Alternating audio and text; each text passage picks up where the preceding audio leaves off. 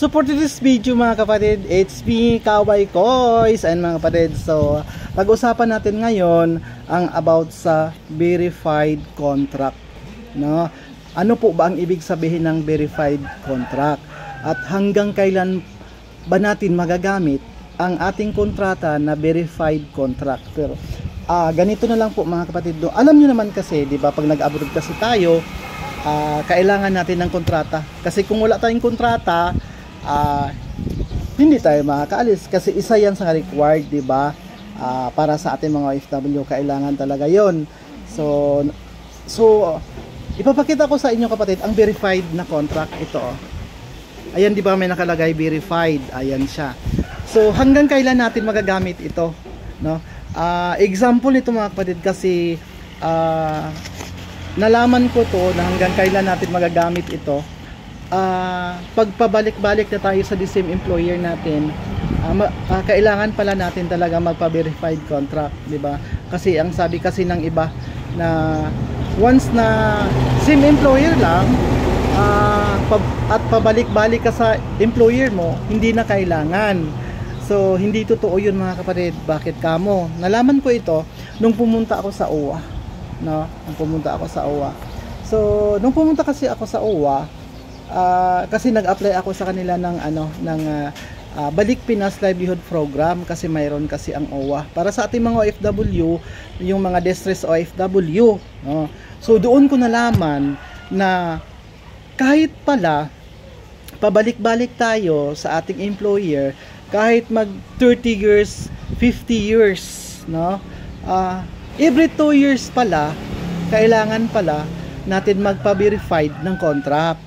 Yun ang sabi ng OWA sa akin. So sa explanation ko naman sa kanila, kasi ang sabi ko naman kasi sa kanila, yung kontrata ko naman talaga is verified na. So kaya nga pinapakita ko ito na verified contract na. Sa requirements kasi ng Balik Pinas Livelihood Program, isa kasi sa kontrata ang requirements nila para maka-avail ka noon. Pero sa part naman sa akin, iba kasi yung case ko, no? Bali, para sa mga OFW na hindi nila alam, na akala nila kahit pabalik-balik na sila sa kanilang mga employer, hindi nila kailangan na magpa-verified ng contract every 2 years. Kasi sa case ko kasi, hinanapan nila talaga ako. Nung ni-interview kasi ako, sabi kasi ng sir, ito kasing contract mo, kahit naka 8 years ka na sa company mo na Al White Al NS Constructing Company, kailangan sir, every 2 years pag nag-vacation ka, kailangan magpa-verified ka ng contract. So ang ibig sabihin, even dito sa Pilipinas or doon sa kung saang bansa kayo, kasi ako sa Saudi Arabia. So yun ang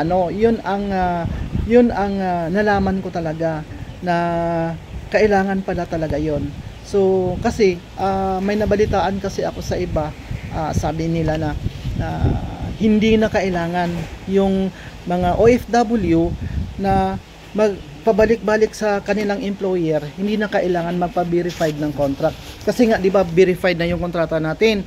Ang talaga nila is required nila, kailangan tayo kumuha ng verified contract. Siguro nalaman ko siguro pag nangangailangan tayo ng tulong sa kanila, di ba, katulad sa akin, nagiging distress OFW about sa mga salaries, late ang salaries, tapos yung company late na din magpasahod. So yun doon ko nalaman sa mga kapatid, kasi yung iba naman sabi, ay hindi na kailangan, yun lang ang kukuha ng verified contract, yung mga pupunta sa mga panibagong employer, no? Kahit doon ka sa Saudi, kukuha ka ng panibagong employer, kahit ilang employer, so kailangan yun.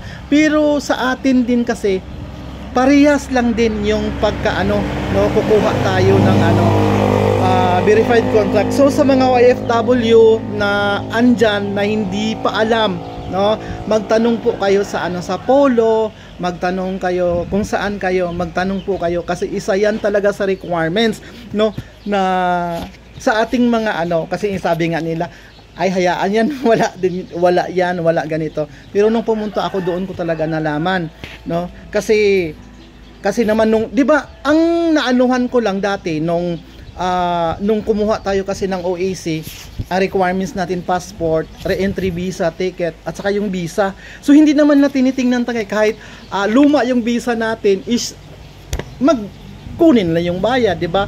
Sa ano natin sa OAC, 'di ba, kailangan natin magbayad para sa ating sa membership. So hindi naman na tinitingnan talaga yung, "Oy sir, hindi verified contract yung ano mo, nakailang years ka na ba?" Hindi eh. Kukuha nila yung bayad, tapos issued, mayroon na tayong OAC. So mga kapatid, para sa inyong lahat, magtanong po talaga kayo, no? Kasi hindi po tayo lahat, no, okay lang sa mga companies natin na continue yung pag halimbawa katulad sa akin nagkaroon ng problema, so doon ko na nalaman pala na required pala yung verified contract talaga kahit same employer lang. So sana po naintindihan niyo yung paliwanag ko, kasi Bisaya ako tapos parang yung pagsasalita ko, di ba? So kahit same employer ka, nakailang years ka na doon, naka 100 years, 50 years ka, di same employer, pabalik-balik ka ng Saudi, kailangan mo kumuha ng verified contract. Kasi yun talaga ang sa OWA sa akin. Sa case ko ha. So sa mga OFW naman na palipat-lipat kung saan kayo ngayon, so kailangan pa rin ng verified contract. Kasi halimbawa pag uwi ka sa Pilipinas, nagiging distress OFW ka, hahanapin nila. Sa case ko, hinanapan nila talaga ako. Pero okay naman na, wala nang problema sa assistant sa balik Pinas, approved naman na. So ayun. So para na lang din sa mga dagdag kaalaman sa mga OFW. Ayun, maraming salamat sa atin lahat. Ayun, kung saang sulok man ng mundo may mga OFW. Magandang hapon, magandang gabi, good morning sa ating lahat. Assalamualaikum.